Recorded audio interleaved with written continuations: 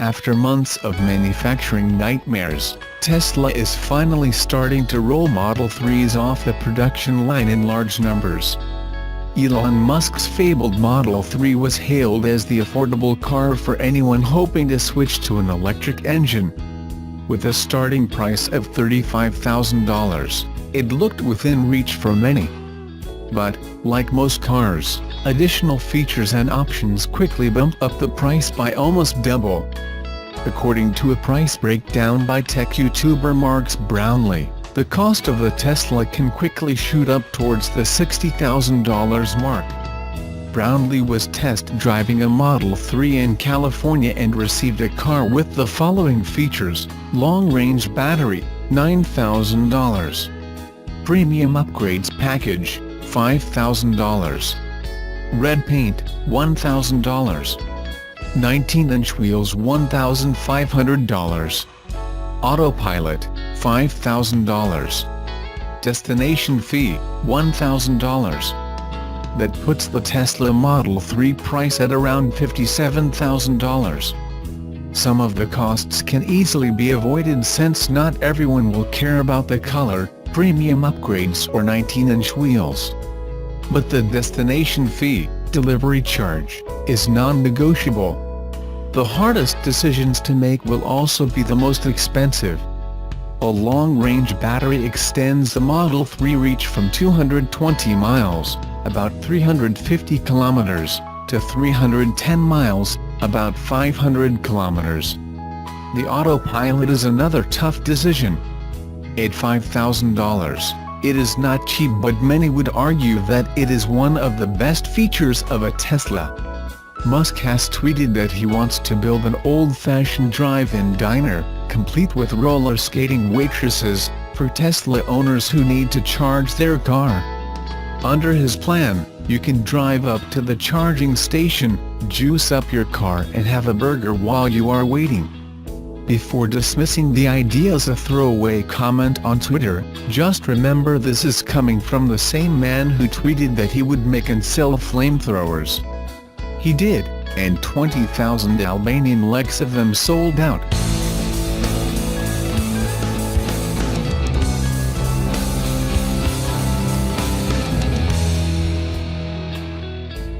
The first customer in Europe has taken delivery of his brand new Nissan Leaf, just weeks after placing his order.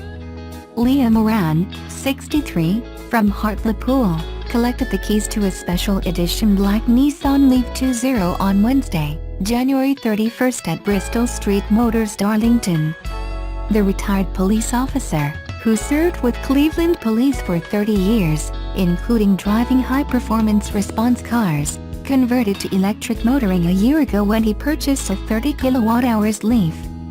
As soon as the new edition of the British-built all-electric hatchback was announced, he began investigating and ordered the launch edition just before the end of last year.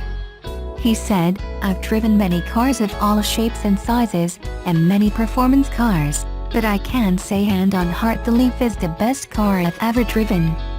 I've spent the last year singing the praises of the Nissan Leaf, and now I have the new edition. I cannot wait to get out and play, go on adventures and enjoy the drive." The all-new Nissan Leaf is the world's most advanced mass-market electric vehicle and an icon of the company's intelligent mobility vision, which is defined by how the car is driven, how it is powered and how it integrates into society. With its ProPilot technologies, advanced all-electric powertrain and unique ability to connect to and power the buildings it plugs into, the new Leaf is the on-road embodiment of this vision. Mr. Moran said he was excited to discover all the new features on the Nissan Leaf, not least the innovative e-pedal, which allows the driver to accelerate, slow down and stop using just one pedal. He said, "The great thing about the e-pedal is it gives so much back to the driver. Technology is a wonderful thing, but it often leads to us as drivers forgetting fundamental skills. With the e-pedal you become more aware of your surroundings and drive in an entirely new way. And with the bigger battery and increased range, I can visit my friends in Scotland and Manchester on one charge. I'm really looking forward to seeing how far I can go." I've also made some investigations into getting the Nissan X storage and solar panels at my home, and I'm hoping I'll be able to do that soon. Terry O'Neill, dealer principal at Bristol Street Motors, said, "We're thrilled to be the first dealership in the UK to present the all-new Nissan Leaf, and to a fantastic customer who really is a Leaf champion." Prices for the all-new Nissan Leaf, including a £4,500 government grant, start at £21,990 for the entry-grade Visia model, rising to £29,155 for the top-of-the-range Tecna model. Together with exciting new exterior design, with a dynamic new front end and signature floating roof, the all-new Nissan Leaf is packed with ingenious technology and a bigger 40 kWh battery.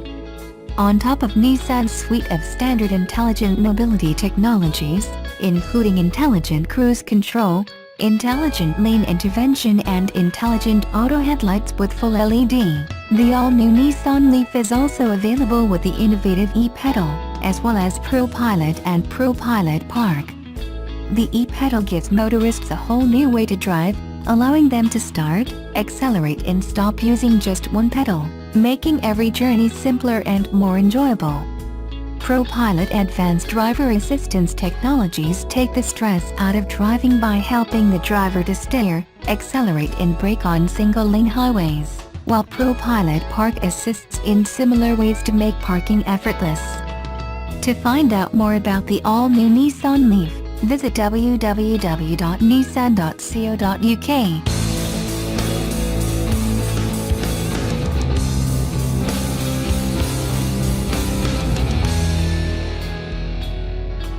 Subaru is returning to the Leadfoot Festival this Waitangi weekend, the 5th year in a row the brand has made the commitment to the event.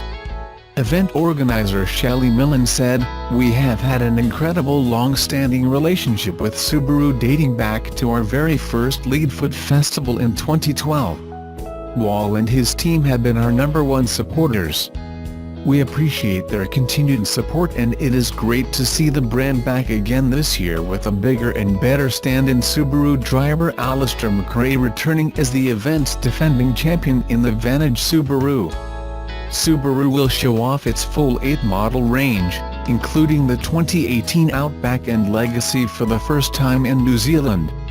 Subaru driver Alistair McRae will race the ex-Possum-born Subaru WRXT up the driveway, where last year he became the first person to break the 50-second mark. It was the first time the winner's trophy had gone to a non-Millen family member.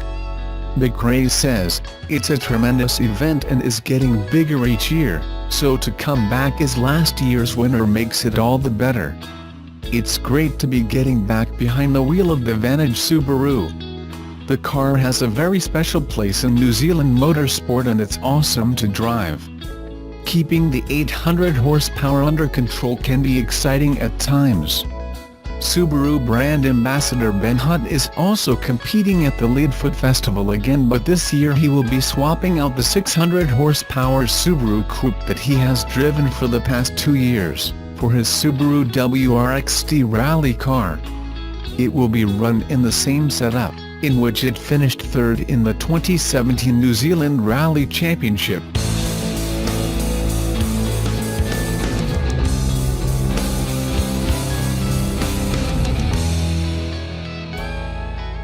The Model 3, Tesla's first mass-market electric vehicle, is beginning to arrive at the company's showrooms. While most of the hundreds of thousands of people who pre-ordered the car are still waiting, and probably will be for a while, a lucky few customers have received their Model 3 vehicles. So far, the reviews are positive. A Model 3 owner, Chet Huron, told Business Insider in a phone interview, "I like it a lot. I almost like it better than my S, just because it's a little smaller." While he said the Model 3's handling was a little stiffer than that of the pricier Model S, he said the Model 3 felt quicker and was easier to maneuver. Huron's biggest problem so far was a small one: the front driver's side door doesn't close as easily as he'd like.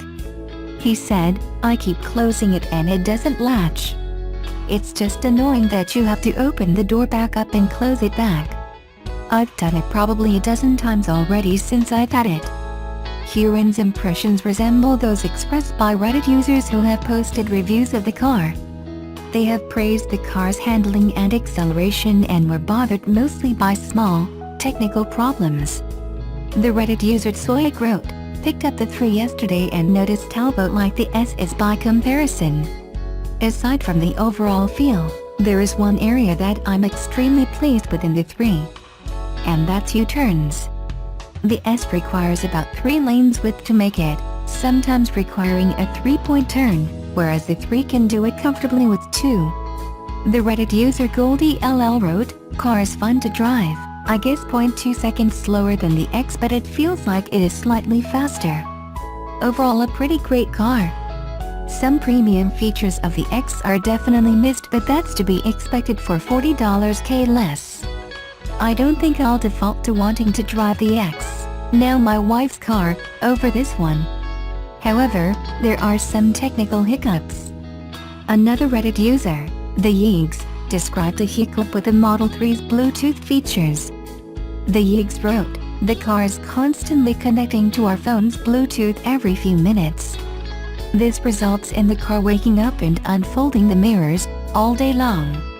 If this issue isn't resolved quickly, the motors in the mirror will eventually wear out."